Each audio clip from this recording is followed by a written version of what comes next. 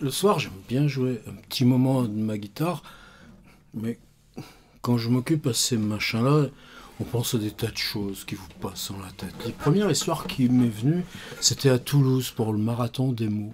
On vient nous chercher, probablement à la gare, on monte dans une voiture du festival, on vous emmène je sais pas où. C'était une dame bien polie, les cheveux courts. Je crois qu'elle était à son téléphone pendant qu'on roulait. Enfin, c'est trois paroles de politesse. Puis arrivé, au bout d'un quart d'heure, on descend. Ah, t'as de la chance, t'étais avec Jane Birkin.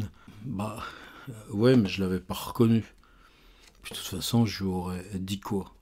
Alors ce truc-là, ça me revenait. Je me suis dit, qu'est-ce qu'on a chacun dans la tête, dans la case people, si vous ouvrez le tiroir. Une fois, alors là, c'était il y a vachement longtemps.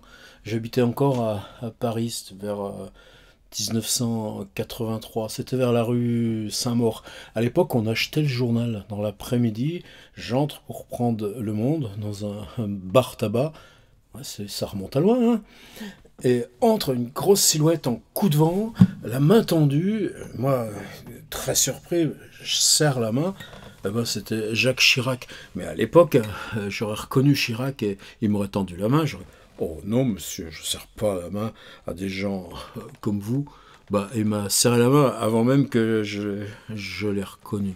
Une fois, c'était à la maison de la radio, j'arrivais pour je sais pas quoi, dans ces grands couloirs, arrive un petit groupe de 4-5 personnes, et puis au milieu un bonhomme, mais qui n'était pas tellement plus grand qu'eux, mais je l'ai bien reconnu tout de suite, c'était Johnny Hallyday. Puis il était justement avec Marie Zazé que je venais voir, et mais il y a cette espèce de bourre là qui emmène un groupe. Je me souviens que lui il m'a regardé, il dit, mais qu'est-ce que je fais là?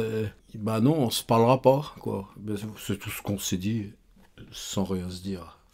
Dans cette même période, quand je bossais pas mal à la maison de la radio pour les feuilletons, une fois dans le truc au rez-de-chaussée, c'était avant des présidentielles, ou truc dans ce genre-là, c'est cet affreux cloporte de Le Pen que j'avais croisé comme ça. Lui, je l'avais bien reconnu tout de suite, c'était encore plus répulsif que n'importe quoi que j'imaginais, avec des gardes du corps qui vous poussent. Bon, c'est pas hyper plaisant.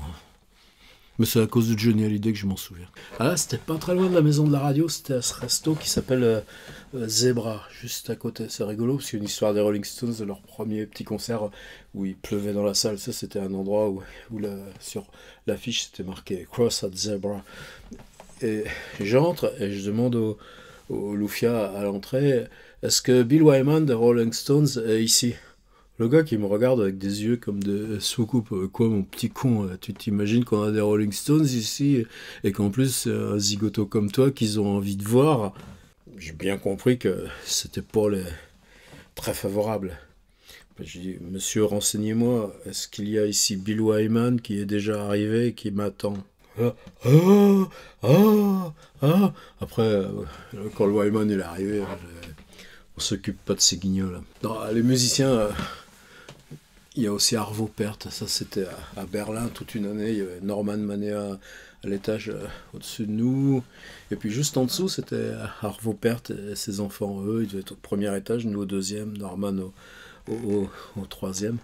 Évidemment on l'entendait le soir qui jouait de son piano, il se mettait lentement vers 6h, 7h, et puis jusque vers 22h, 23h, quelquefois on avait l'impression que c'était toujours le même accord, mais au bout de quelques jours on s'apercevait que ça avait voyagé, que c'était plus exactement la même chose.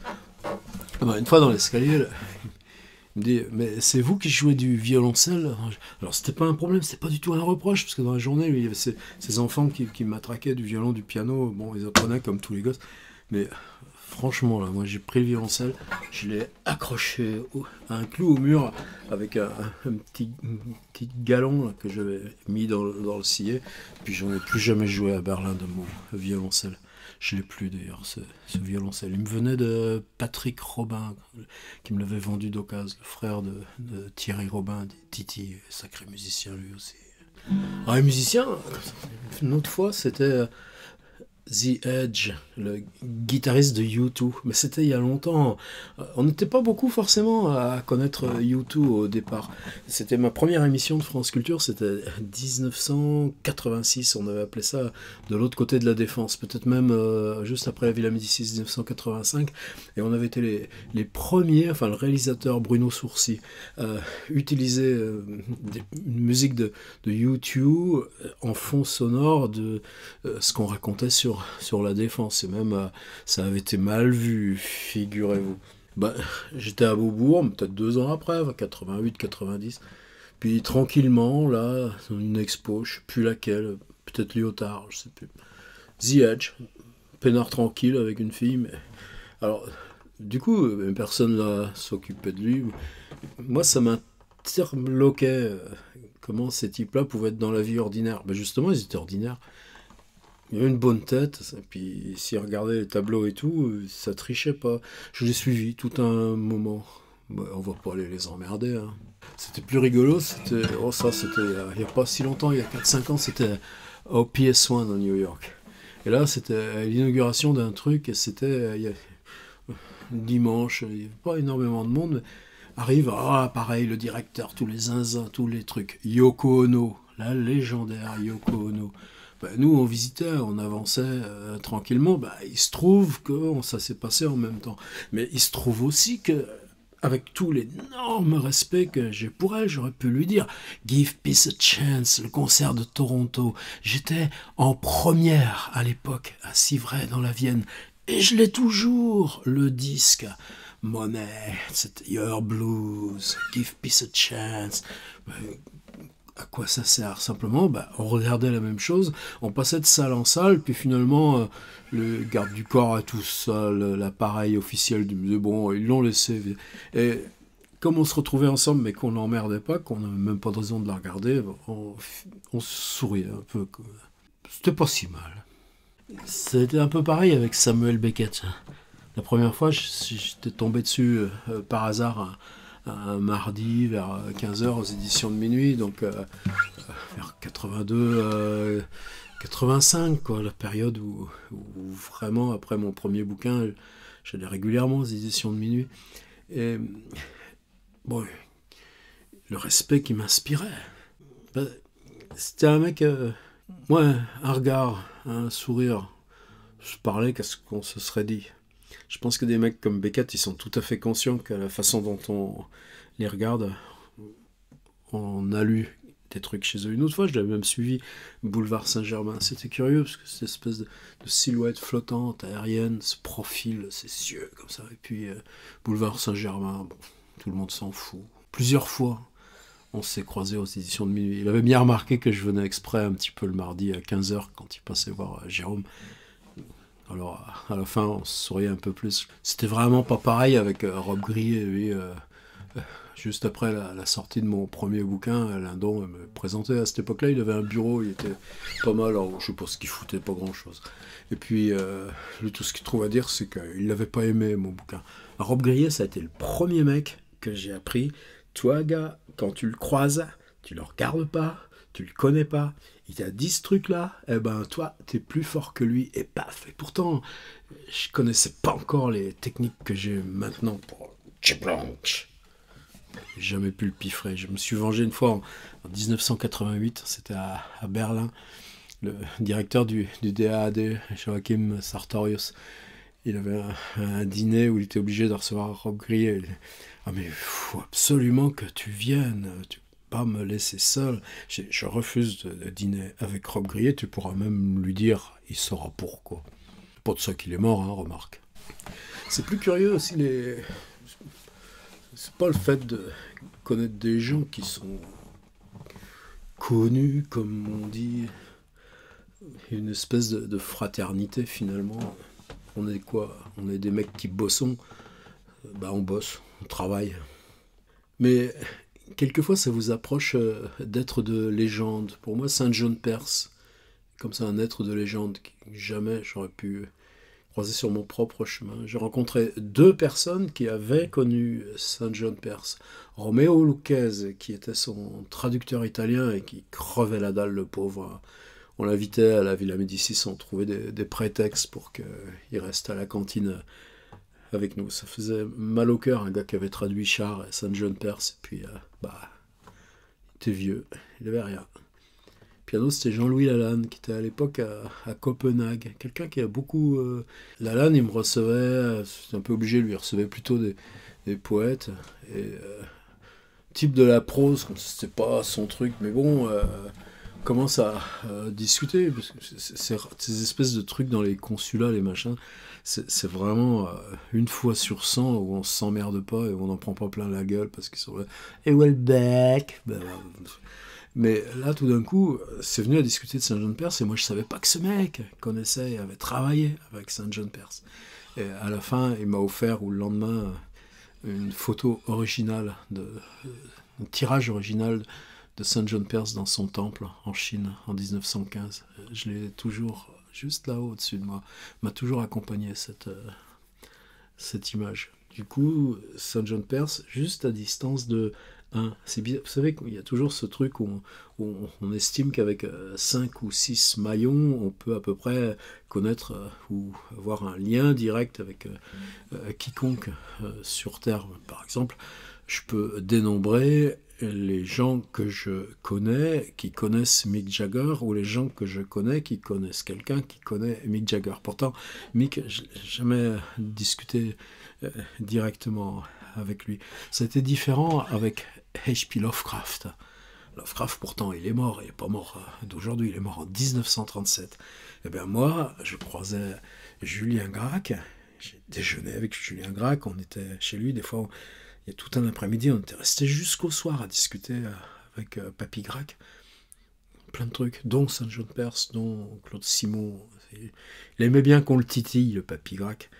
Et c'est après sa mort que là vraiment ça a commencé pour moi, ces histoires Lovecraft, et que lui, j'ai découvert que la première fois qu'il était allé aux USA en 1971, il était allé à Madison, Wisconsin. Je suis allé aussi 3 jours à Madison, Wisconsin, super reçu. Et on l'avait emmené voir August Derleth, parce que Derleth était l'auteur à l'époque de Madison, Wisconsin. Et Derleth était évidemment l'éditeur de Lovecraft. Donc j'ai un lien direct de Lovecraft à ma pomme via Julien Gracq, qui avait connu Derleth, qui était un proche de Lovecraft. Ça a de l'importance ? Non, mais quand Bernard Noël dit « mais j'avais les cendres de Michaud là dans la main », je crois qu'il y a une espèce de relais symbolique. Alors évidemment, hein, attention, là, j'ai dit casse people, on va revenir à des choses vachement sérieuses. Tiens, Michel Drucker, c'est un animateur de télé, mais il paraît qu'il est vachement célèbre, Michel Drucker. Et ben, on allait pour acheter des bouquins à Sorens, chez Montpellier, un samedi après-midi, et puis là, tout, impossible de rentrer, une queue. C'est Michel Drucker qui signait les livres qu'il avait même pas écrits. Alors là, c'était pas grave, sauf que je me suis aperçu qu'ils avaient installé ça pile dans l'espace où autrefois il y avait la littérature à Sorens, c'est que la littérature contemporaine, il l'avait en fait descendu au sous-sol. Là, j'ai compris qu'il y avait quelque chose peut-être qui tournait plus très rond pour nous autres dans ce brave monde et qu'il fallait mieux se débrouiller à faire autre chose. Enfin, faire la même chose, mais autrement. Ou jouer de nos Gibson, tiens. Une fois, je me suis trouvé face à Donald Trump et Kim Il-jung, l'américain, le japonais. Une fois, je me suis trouvé face à face à Donald Trump et Kim Il-jung, le président américain, le dictateur sous-dictateurissime nord-coréen. Ah oui, mais attention, c'était sur la plage à Santa Monica, Los Angeles. C'était des sosies, et en fait, ils se cachaient toujours un peu comme ça. Il fallait juste payer 5 ou 10 dollars, et puis à ce moment-là, vous aviez le droit de vous faire photographier avec eux. Mais ça fait rien, hein, c'est ma vie chez les people. Une grande rencontre, ça a été Bernard-Marie Coltès. Hein, c'est 88, octobre 88, juste 4-5 mois avant qu'il meure.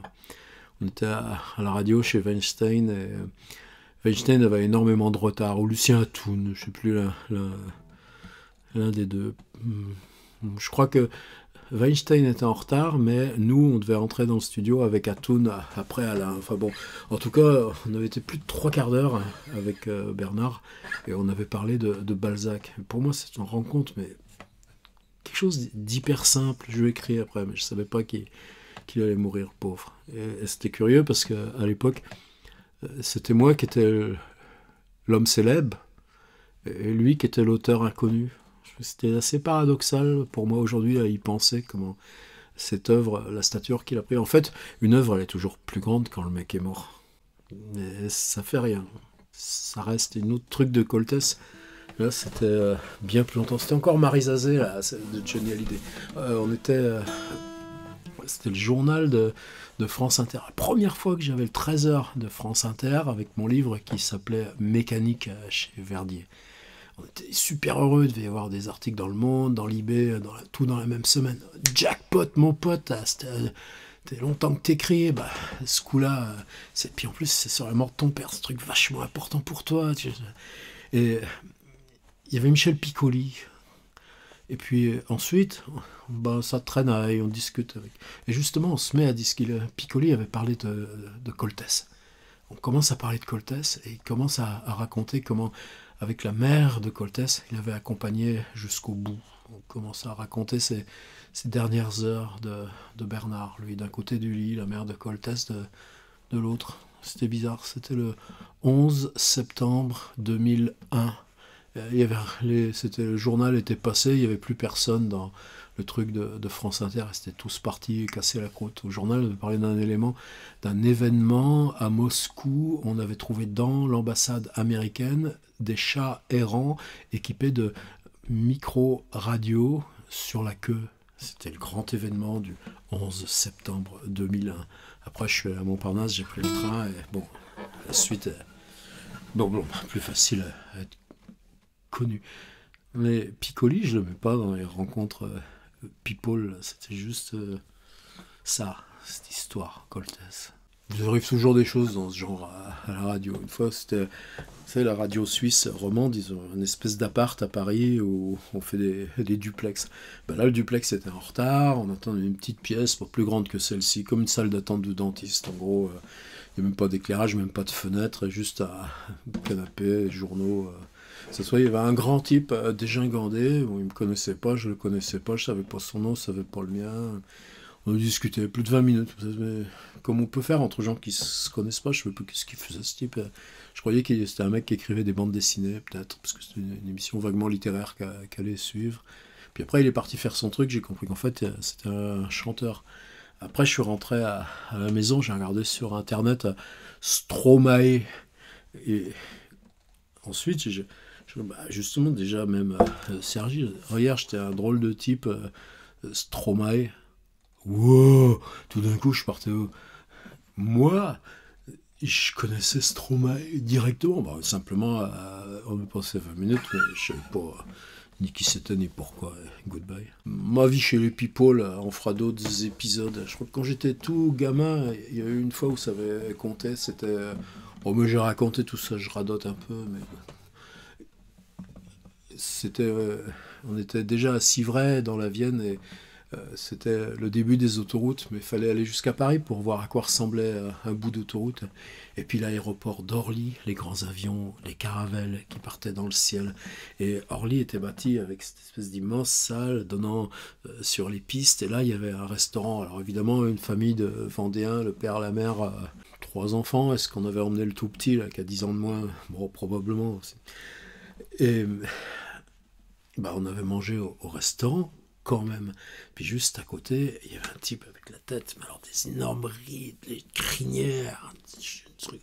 Et moi, j'avais déjà lu Le Lion de Joseph Kessel, puis d'autres livres de Joseph Kessel, y compris Les Cavaliers.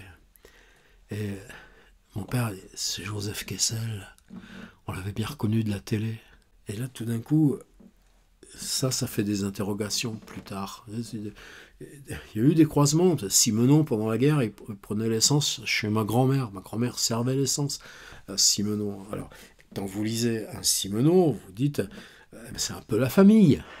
Et ça compte pour avoir le culot de fabriquer des livres, alors qu'a priori, ça fait pas partie de votre ADN, quoi. Bah, Joseph Kessel, je pense que c'est aussi un truc qui m'a déclenché quelque chose. C'est quoi une légende? Bah, c'est ce bonhomme-là qui bouffe un beefsteak frites, qui fume ses cigarettes. À l'époque, on fumait partout, avec les belles grosses gitanes pendantes, là, collantes, exactement comme mon grand-père. Et puis, c'est tout. Ce qu'il allait s'adresser à des bouseux de provinciaux venus admirer les avions et qui accédaient au restaurant bien plus cher que ce qu'ils auraient dû. Non, c'était pas le genre. Mais ça fait rien. Je me rappelle toujours, on avait un autre héros familial, ça c'était Mermoz, son mécanicien qui s'appelait Cousinet. Et ben, le mécanicien de Mermoz, il avait une maison pas loin et c'est le père et le grand-père qui entretenaient sa voiture, une américaine. J'ai vu une voiture américaine par Cousinet, le mécanicien de Mermoz. Ainsi se transportent les légendes. Et mon grand-père était né en 1899, petit Vendéen. Quand on l'a envoyé en 1914, à 15 ans, il avait commencé son apprentissage de menuisier. Et ben, ces gamins-là, on ne pouvait pas les envoyer au front encore, donc on les mettait dans les usines. Et lui, c'est comme ça qu'il a appris le métier d'ajusteur sur les canons de 75. D'abord, sa première truc, c'était sur des pièces de moteurs d'avion. C'était à Paris, vers le Valois-Perret, ce coin-là, le 15e arrondissement. Il n'a jamais quitté ce coin-là. Et son truc à mon grand-père, même à 97 ans, il tendait la main comme ça. Il disait « J'ai touché le manteau de Guynemer ». Imaginez les troupes allemandes venaient là, imaginez le petit gamin du Marais vendéen, apprenti menuisier, qui se retrouvait tout d'un coup à travailler sur ses mécaniques volantes, et puis l'as du ciel avec son manteau de fourrure qui traverse les ateliers, et les petits apprentis qui touchent le manteau de Guynemer. C'était Ma vie chez les people, épisode 1, et je retourne faire un peu de guitare, parce que c'est le soir.